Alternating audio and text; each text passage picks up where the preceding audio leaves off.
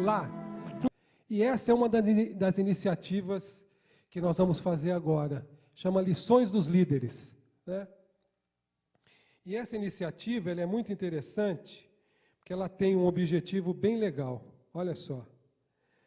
O objetivo principal do Lições dos Líderes é destacar o poder do exemplo, onde líderes que ocupam posições relevantes em diversas áreas dentro de grandes empresas possam dar dicas e conselhos importantes a estudantes e empreendedores.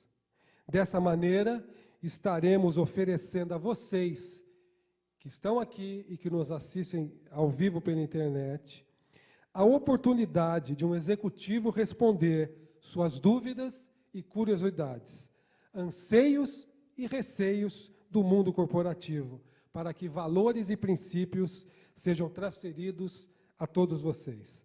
Na verdade, o que queremos com essa iniciativa é ter os líderes de hoje contribuindo com a formação dos líderes eticamente responsáveis das empresas de amanhã. Vocês poderão fazer perguntas sobre qualquer tema de seu interesse, qualquer um. O Bena é parceiro nosso há muito tempo, não tem pergunta sensível. Pode perguntar que ele vai responder. Ele só não vai responder se ele não souber, tá? E você que está aqui, eu peço, você que quiser fazer a pergunta, eu peço que você venha mais para cá, porque o Bena vai sentar nessa cadeira e quem vai perguntar do outro lado. É conversa com o Bial, gente. É Jô Soares, você vai fazer pergunta para poder sair na filmagem.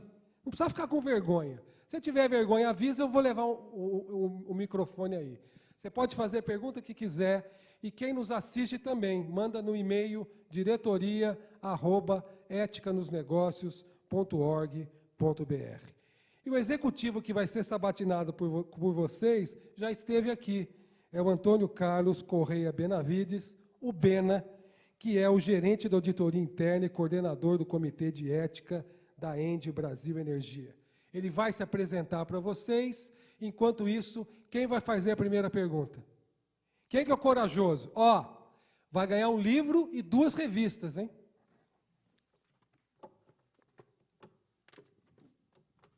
Quem é o corajoso ou corajosa? Quem vai? Quem? Ninguém? Não é possível. Senta aqui, Ben. Não, eu não vou fazer pergunta para mim mesmo, senão não ia ter graça, né? Não, se eu só fazer uma introdução de como que nós tratamos a questão da ética na ENGIE Brasil Energia. Nós temos um comitê de ética.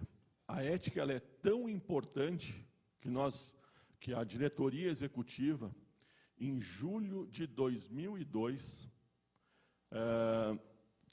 porque antes a questão da ética estava muito ligada lá com RH, então era mais um manual. E a verdade, a empresa quer que a ética esteja nos negócios da empresa e todos conheçam qual é a ética da ENGIE. Então, a diretoria executiva, em julho de 2002, instituiu esse comitê. O comitê de ética é formado pelo diretor administrativo, o gerente da auditoria interna, o gerente de RH e o gerente do jurídico. Por que que é isso? Por que que é essa composição? É simples. Primeiro que nós precisamos ter um diretor, porque esse diretor estaria sempre em contato com a diretoria executiva, participando das reuniões, fornecendo as informações. Cabia a essa diretoria também toda a questão de comunicação empresarial. Então, primeiro fator. Segundo, RH. Porque desde a contratação, como eu falei para vocês, a questão ética é observada. E a outra questão é os treinamentos, conscientização. Então, o RH é importante para isso. Por que do jurídico? Justamente por toda a questão do compliance, muito bem exposto aqui pela Flávia na primeira etapa. Então, nós temos que estar em acordo com as leis, regulamentos e as políticas e procedimentos internos. Mas isso não é obrigação, tanto isso é um dos princípios fundamentais da Engie Brasil Energia e da Engie no mundo inteiro. Nosso primeiro princípio ético: agir em conformidade com as leis e regulamentos em qualquer lugar e em qualquer situação. Se for contrário a algum regulamento, nós não fazemos, mesmo que seja vantajoso. Não é porque todo mundo faz que nós vamos fazer. E também o resultado satisfatório não é motivo para mim quebrar esse princípio ético. E, por último, a auditoria, que é a parte mais chata, que quando tem denúncias, a auditoria é ela que leva a cabo essas investigações. Então, o comitê ele foi criado dessa forma, não foi por acaso. E a outra questão que tem são os dilemas éticos. Dilemas éticos a empresa tem diariamente. Olha, é raro não ter uma pessoa que vá lá para dizer, olha, eu estou com esse dilema. E por que isso é importante? Porque no momento em que ela transporta isso para o comitê de ética, o problema mais não é dela, o problema é da empresa e nós temos que fazer uma orientação. E aí, como bem a Flávia falou, um canal de denúncia não pode ter retaliação, porque está aí, acabou. É feito com confidencialidade.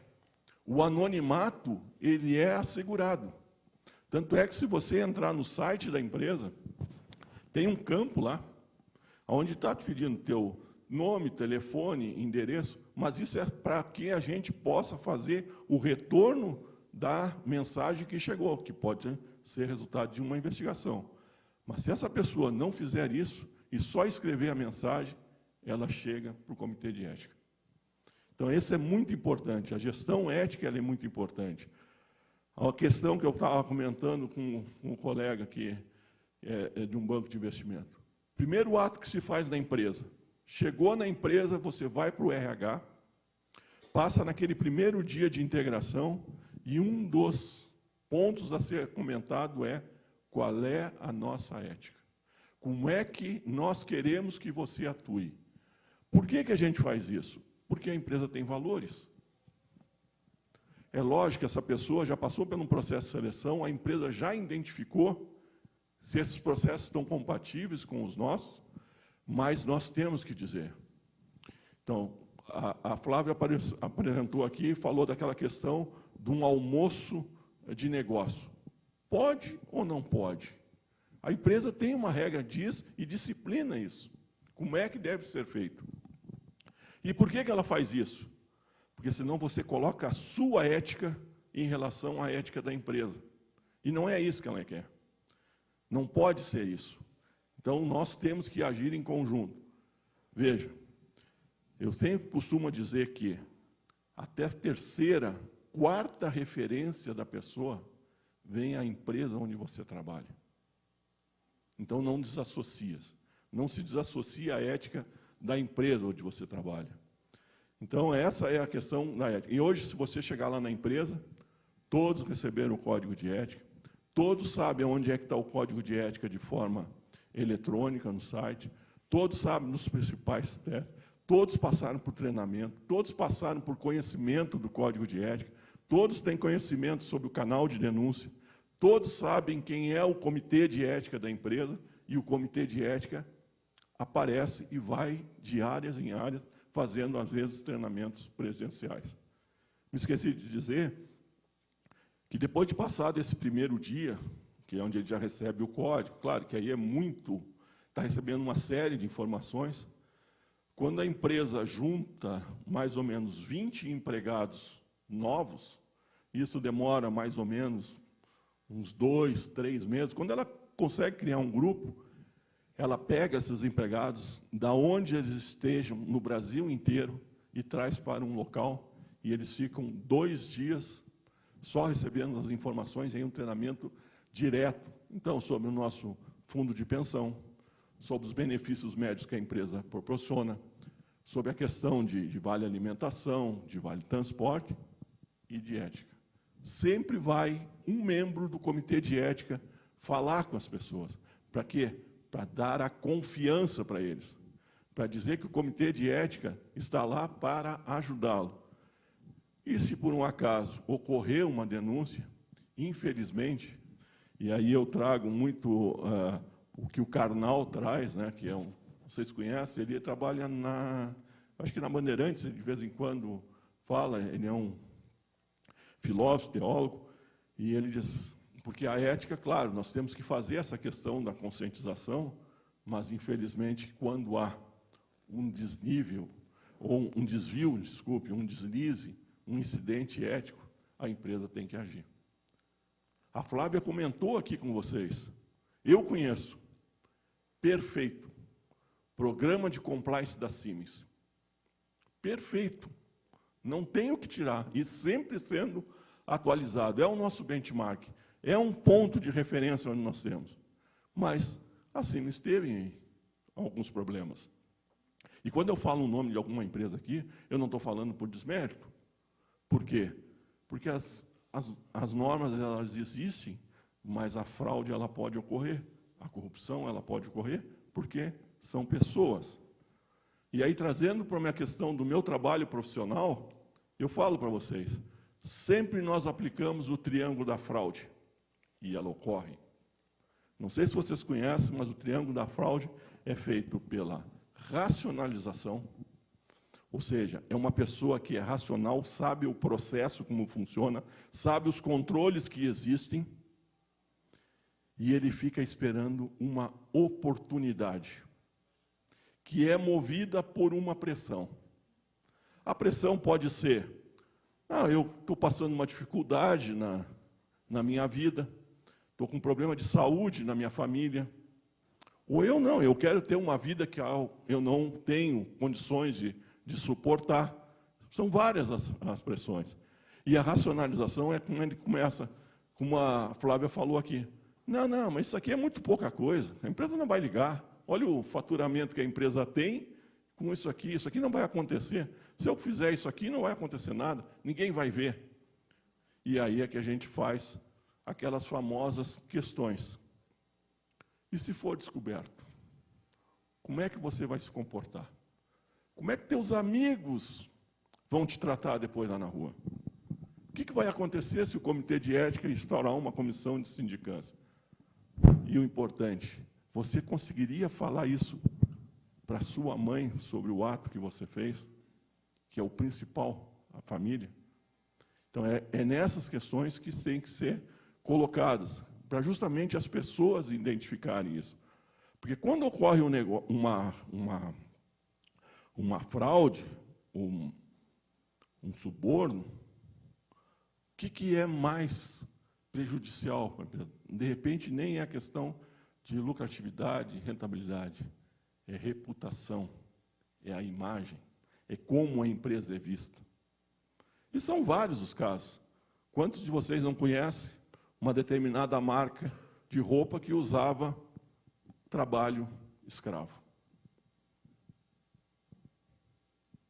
Ou uma grande rede de lanchonete que utilizava carne que não era de procedência correta. A imagem da empresa fica exposta.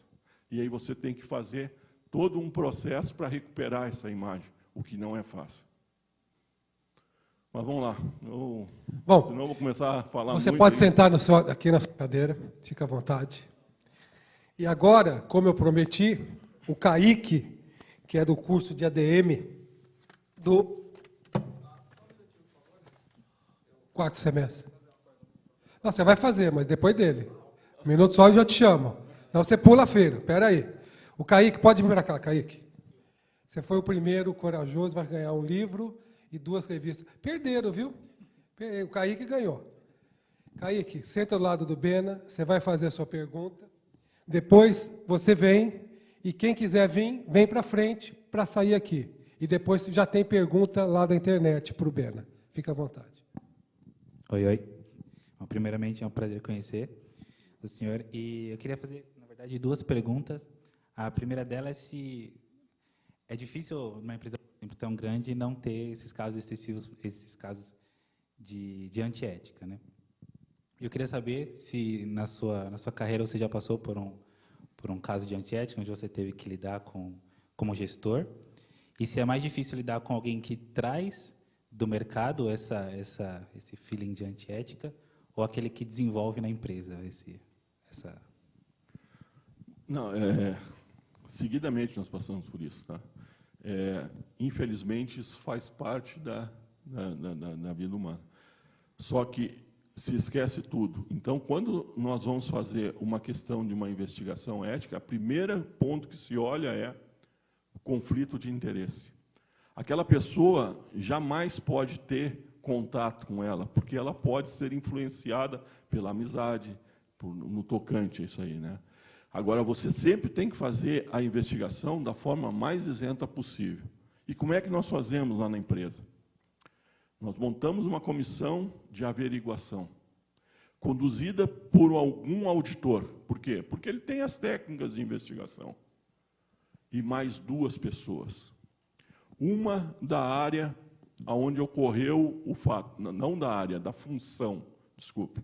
Então, vamos supor que ocorreu uma denúncia de fraude em compras numa determinada usina. Nós pegamos uma pessoa especialista de compras, que conhece o processo, e ele se compõe a equipe. E uma terceira pessoa que não possa conhecer todo o processo, mas que vai ajudar na investigação.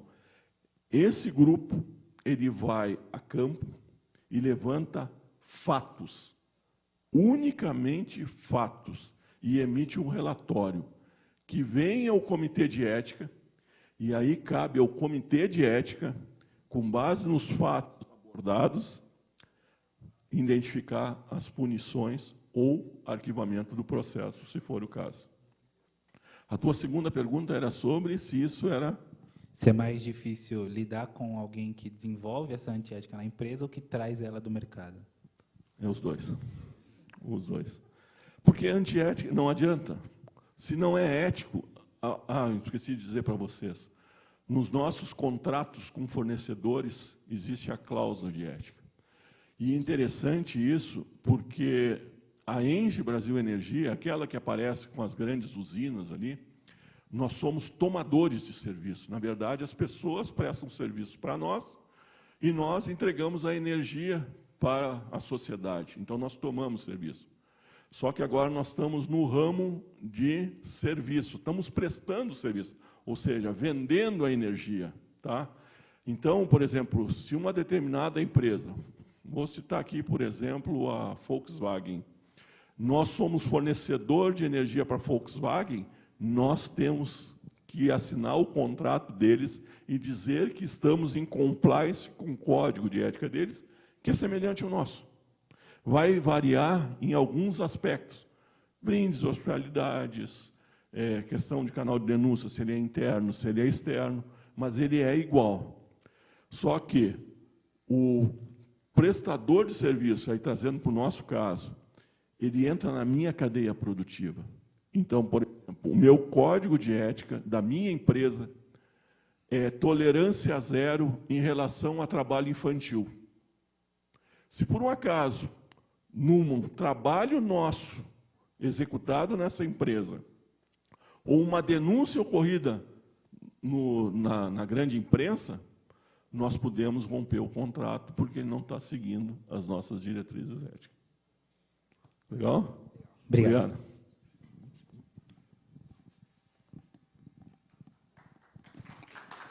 Obrigado, Kaique.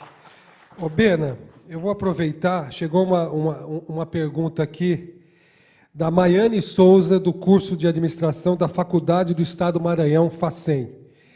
A ética é diferenciada quando colocada nas relações corporativas e nas relações pessoais?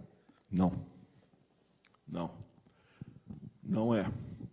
A ética é uma única ética. Não existe ética diferenciada. A ética é uma. Quem fez a apresentação que teve aqui no início, falando que está patrocinando junto conosco a Prisma. Prisma. É binário. É ou não é. Não existe meio grávido, meia grávida. Não existe. A ética, ou tu tens, ou tu não tens. na família. Não existe. Como é que pode ser uma pessoa, não, eu sou ético com a minha família, mas não sou ético em casa? Não existe isso. Não existe. O reflexo é o mesmo. É o mesmo. O que ocorre é que a empresa coloca algumas regras que ela quer que você siga. Então, eu vou dar um exemplo para vocês. A minha empresa tem uma regra sobre brindes e hospitalidades. O que eu posso receber e o que eu posso ofertar. E vamos que alguém venha. Eu vou numa determinada empresa, vamos citar uma outra qualquer, eu vou numa empresa que produz facas, e aí eu faço uma apresentação, e no final da apresentação, eu receba uma faca com o nome da empresa, com o logo da empresa, que é uma coisa institucional, que é uma cortesia dessa empresa, e eu receba. Qual o valor dessa faca? Sei lá, 30, 40 reais, vamos supor. Mas vamos que eu receba um faqueiro, um jogo completo, com todas as colheres e coisa. O que eu posso fazer? Eu posso negar a empresa, isso fala no nosso procedimento, agradecer, mas acho que não seria o correto. Eu agradeço, chego na empresa e digo, olha, eu fiz a apresentação lá, conforme está determinado, está todo mundo sabendo, e recebi esse faqueiro. E aí, no caso, o meu gestor é o CEO da empresa, o Satamini, que infelizmente não está aqui, viu, Douglas, porque está numa viagem ao exterior. Ele vai decidir o que vai ser feito desse faqueiro. Se nós vamos sortear em toda a empresa, se nós vamos fazer uma doação, se vai ficar para a empresa e assim por diante. Veja, você traz a transparência dos teus procedimentos. E olha, isso não é fácil, sabe? Essa questão não é fácil. Lidar no meio empresarial com a ética não é fácil. Tinha uma rede de hotéis, e eles sabendo que eram o pessoal administrativo, secretárias, que faziam a marcação dos hotéis quando vão a Florianópolis, começaram a agir agressivamente em cima dessas pessoas da empresa. E como é que eles começaram a fazer? Vai ter um determinado evento aqui na empresa, no nosso hotel, sei lá, um bolinho, um suco, alguma coisa, vem aqui, nós vamos mostrar como é que é o hotel. Beleza, está dentro de um procedimento normal. Não, próximo que eles fizeram, não, você vem aqui que nós já temos um jantar. E o negócio foi crescendo. Até que chegou um ponto que eu estive lá, na época ainda não era o coordenador do Comitê de Ética, mas o coordenador solicitou que eu fosse lá conversar com essa administração, porque eles chegaram ao cúmulo de oferecer o jantar e um show de um grande grupo que estava havendo em Florianópolis, e depois disso aí, ainda o final de semana, num dos hotéis da rede. O que é isso? Não é a nossa prática, não é assim que nós trabalhamos. Eu não posso dar nada em troca disso. Então, por exemplo, quando nós apoiamos um evento patrocinado pelo Douglas aqui, nós não queremos nada além desse evento aqui na universidade, disseminando isso. Eu jamais posso chegar para o Douglas, não, eu fiz isso, agora você me faz aquilo com uma moeda de troca. Isso não existe. Isso não existe. E a empresa leva muito a sério essa questão. Então, mais uma vez te digo, ética é ética em qualquer lugar. O próximo a perguntar é meu xará, Douglas, do curso de ADM, 6º semestre. Boa noite. Agora sim, é minha vez. Professor, tudo bem?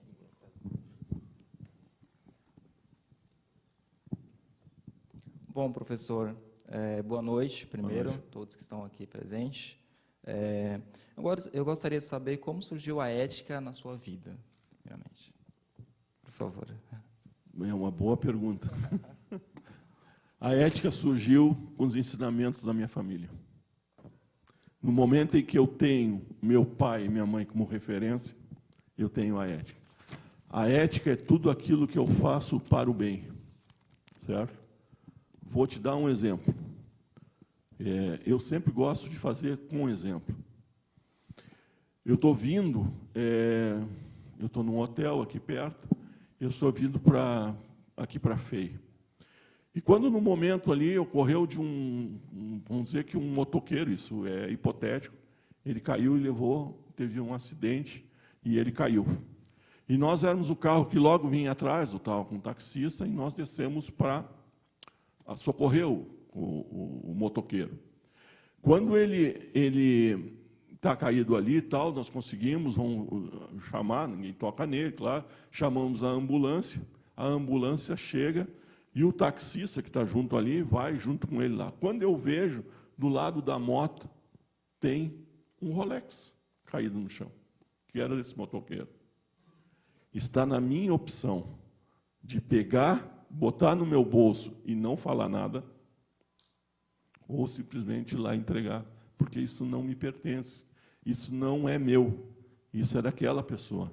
Não é porque ninguém está vendo, como diz uma música quando ninguém está vendo eu posso fazer, porque isso não é verdade. Então, a ética para mim nasceu pelos ensinamentos do meu pai, dizendo o que é o correto e o que é o legal. Obrigado, professor. Mais uma pergunta. Como surgiu o programa de ética na organização e quais são os reflexos desse programa para os negócios da organização?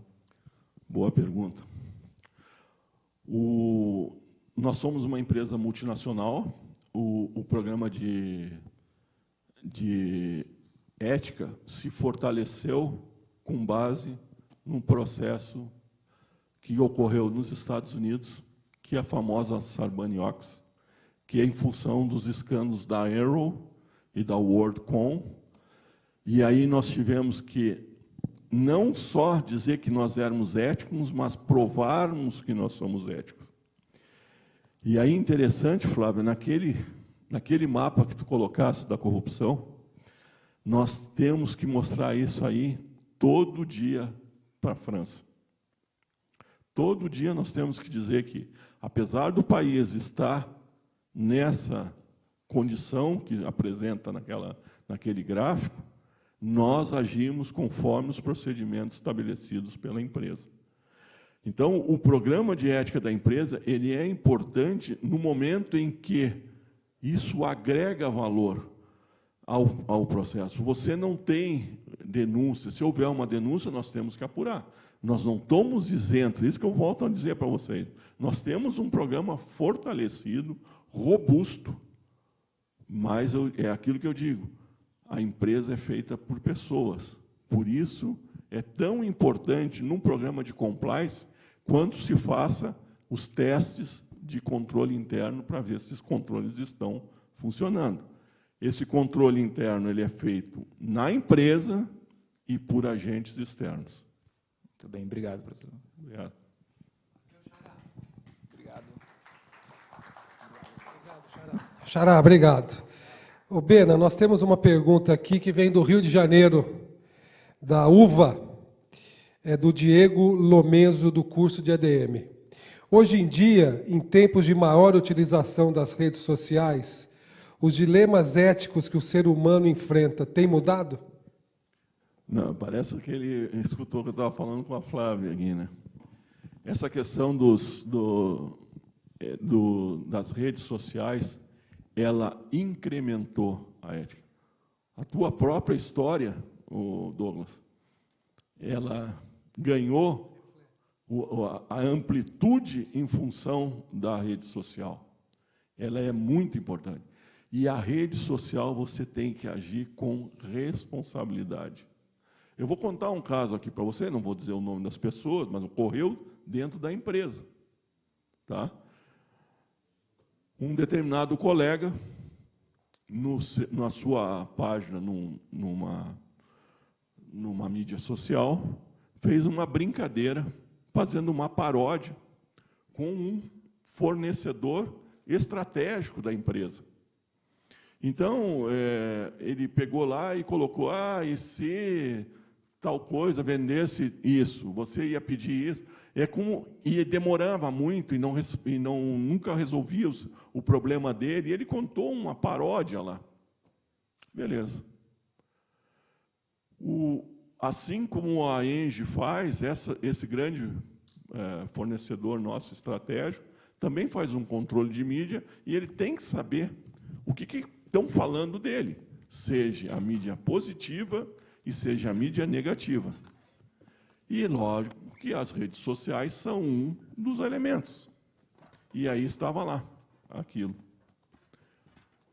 O gestor desse contrato, desse fornecedor, ligou para o nosso gestor e disse assim, vem cá, nós não temos um contrato firmado, nós não temos uma cláusula de confidencialidade. Olha lá o que está no Facebook da pessoa tal. E aí? Nós estamos com um incidente ético. Por quê? Porque está a foto da pessoa, ele não trabalha na gestão desse contrato, mas ele era uma das pessoas que era usuária desse contrato. Está a foto, está o nome e está a empresa onde ele trabalha. Como é que eu vou desvincular isso? Como é que eu vou desvincular? Aí, o que nós fizemos? Qual foi o procedimento adotado? Bom, aí esse gestor levou ao conhecimento do Comitê de Ética. O Comitê de Ética se reuniu e o que nós vamos fazer? Bom, todos nós somos livres. A opinião ela é livre para qualquer um. Eu não tenho como impedir de ele ter aquela manifestação. Só que tem as consequências em tudo isso aí. O que aconteceu? Então, ficou determinado de nós chamá-lo e conversar com ele sobre o impacto daquilo que ele tinha feito. Quando ele chegou para conversar conosco, é que caiu a ficha do que ele tinha feito. E essa é uma analogia, quando eu estava falando com ele, eu comentei com ele. Se tu não tinhas a noção, porque a mídia social, e é muito boa quando ela vem para o bem, e o bem são muito maiores as pessoas que são do lado do bem do que essas mazelas que estão todo mundo. Talvez não tenhamos a divulgação necessária. Mas eu disse para ele, te imagina, uns tempos atrás, nós não tínhamos mídia social, o ato que tu fosse fazer era o seguinte, tu vai numa praça, principal praça da cidade, sobe num caixote e falasse tudo isso aí que tu estava falando. Não, eu não ia fazer, pois é. Mas viu como a mídia social, tu pensou que estava protegido e não estava tão protegido assim. Então, a ética, para mim, na mídia social, ela é um excelente aliado para justamente propagar as boas iniciativas, como as que são feitas pelo Instituto. Ok. A próxima pergunta vai do professor William, daqui da FEI. Pode ir lá, professor. Obrigado, Douglas. Boa noite, Antônio Carlos. Obrigado pela presença aqui, na FEI Campo São Paulo. Obrigado. Prazer ter essa oportunidade. A questão que eu coloco, ela não é novidade, ela acontece hoje em dia, mas já acontece há muito mais tempo, antes das redes sociais, né? Eu me refiro, de certa forma, você já tangenciou também, à questão de boatos, né? De falsas informações que são, às vezes, jogadas na organização em relação a profissionais de outras áreas ou da mesma área da pessoa que faz essa ação.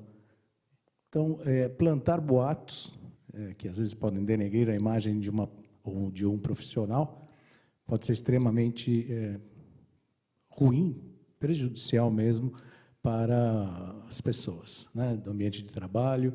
Isso pode contaminar o ambiente, tornar o clima bastante ruim, enfim. Essa questão, então, ela já vem há muitos anos, né? E agora com as redes, então, se amplifica. Você teria algum exemplo e situações? Vários. Posso te dizer que nem todo o processo aberto de investigação significa uma punição. Se a pessoa utilizou os procedimentos usuais usados pela empresa, ok.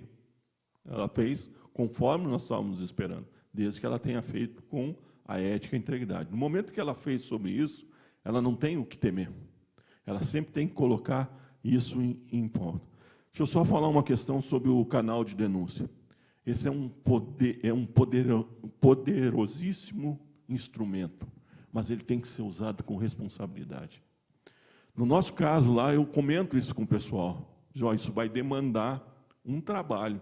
Então, por exemplo, como eu falei aquele caso de compra, eu estou tirando uma pessoa de compra que vai ficar 2, 3 dias, em vez de fazer suas atividades, para justamente verificar alguma coisa que pode ferir principalmente a imagem da empresa. Então, ela tem que ser usada sempre para o lado do bem. Agora, se ela for feita de forma difamatória, com boatos, aí se reverte contra a pessoa que fez, desde que provada. Comentar uma questão sobre essa questão do boato e que a gente não ficou sabendo qual era a real intenção. Nós recebemos uma denúncia, fazem mais ou menos 6 anos, no nosso canal de ética, dizendo que estava havendo um evento no Rio de Janeiro, na Universidade Cândido Mendes, em que eles estavam falando sobre a questão do êxodo rural. E que a nossa empresa tinha sido citada, uma vez que construía a usina, e que ela era um dos fatores que estavam fazendo o êxodo rural, porque no momento que tu constrói uma usina hidrelétrica, tu vai encher um reservatório, e tu vai tirar as pessoas do campo, e aí comentou tudo isso aí. E que nós não estaríamos fazendo as indenizações conforme estabelecido. Recebemos essa denúncia. A primeira coisa que nós fizemos foi, aí veio o nome, qual era o seminário que estava ocorrendo, o nome do coordenador desse seminário, o e-mail e o telefone da universidade. O e-mail já deu para notar, mas era um tipo Gmail, sabe? Não era um e-mail como se fosse da FEI, né? @FEI. Como é universidade, e eu falei isso no início para vocês, é onde a empresa quer estar, sempre. A universidade é nossa parceira para o desenvolvimento dos nossos negócios. Nós decidimos que nós tínhamos que ir lá para justamente saber o que estava ocorrendo, o que era a informação, até porque nós queríamos dar os esclarecimentos. Então, eu fiquei de entrar em contato com essa universidade. Liguei para aquele número que foi dado, era da universidade, só que aquele seminário nunca foi feito. Aquele coordenador, aquela pessoa nunca trabalhou na universidade, e eles não sabiam. Então, o que nós fizemos? Porque e isso é auditado, toda denúncia tem que ter uma ação nossa. Então, eu tinha um endereço de e-mail, eu peguei e respondi para a pessoa, dizendo que nós registramos o recebimento dessa denúncia, e que nós queríamos marcar uma reunião na universidade, justamente para expor.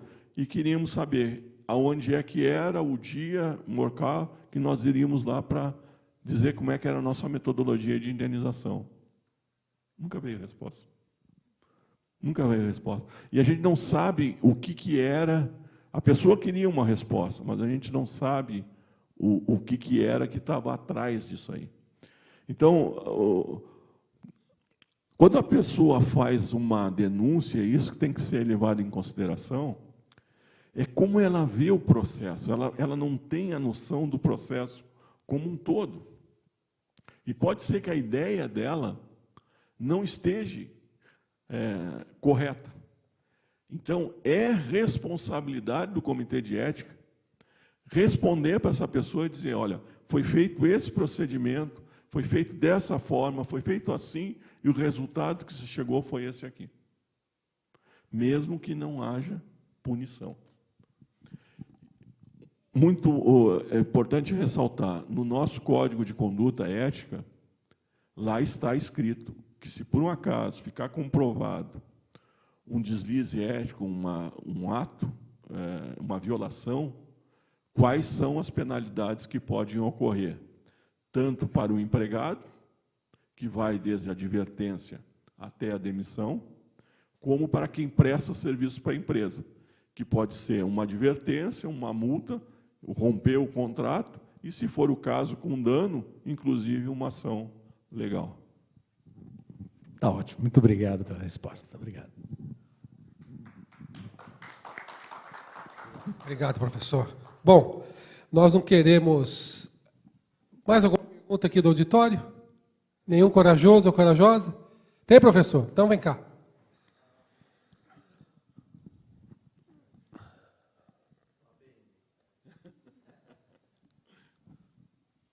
Sente aqui, fica à vontade, professor.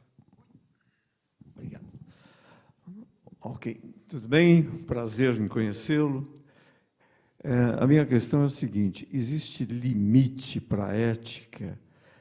Vamos admitir uma situação em que a empresa precisa fazer um contrato, fazendo uma venda, e envolve aí um pagamento de propina. Só que a empresa, do outro lado, ela está em uma situação difícil. Ela precisa pagar seus funcionários, sobreviver. A sobrevivência está acima da ética ou não? No nosso caso, não. E eu posso lhe contar, trazendo de novo o que a Flávia colocou, surgiram várias oportunidades no momento em que foi desencadeado a questão da Lava Jato. Surgiram várias, porque uma série de empresas que tinham investimentos ou projetos, elas começaram a se fazer, inclusive, com preço abaixo do mercado e extremamente atrativo. Só que procedimento nosso, dentro de todo o investimento que a gente faz, um deles é a due diligência ética. E aí, o resultado dessa due diligência ética disse: nós desaconselhamos a continuar com o processo, porque isso pode trazer consequências para a imagem da empresa, mesmo que seja importante para vocês dentro de um contexto e que seja benéfico àquela empresa porque ela está necessitando, está com a corda no pescoço. Não é porque ela está com a corda no pescoço que eu vou cada vez mais apertá-la. Não.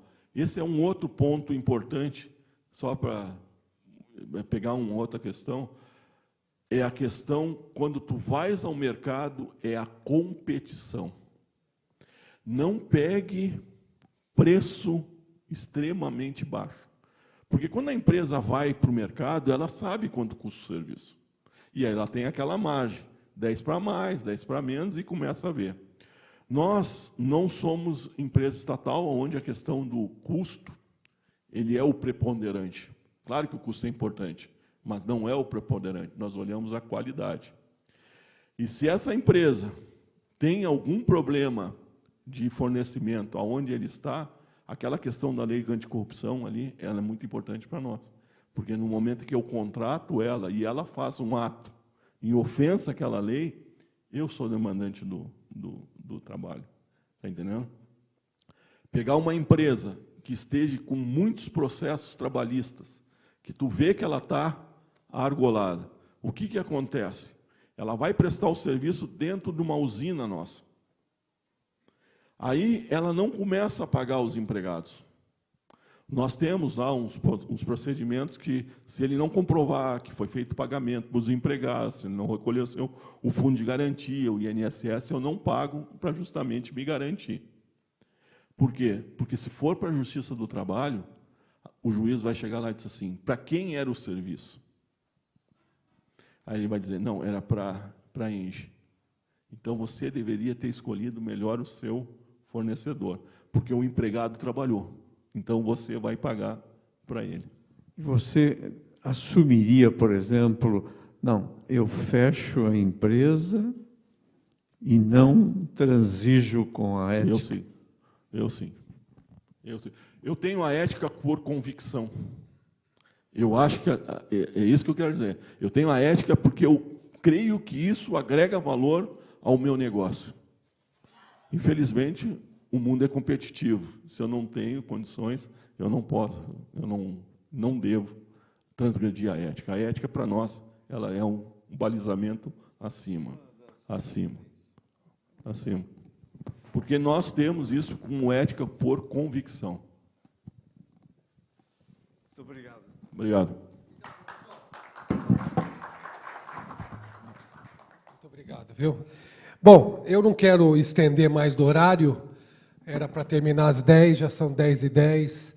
Eu quero terminar ao lado do meu amigo, agradecendo a sua presença no Lições dos Líderes, agradecer mais uma vez ao professor Williams, William, em nome da FEI, agradecer a cada um de vocês que estão conosco aqui, as pessoas que nos viram pela internet, as pessoas que nós não falamos aqui sobre as questões, nós vamos encaminhar o Bena para que ele responda, tá?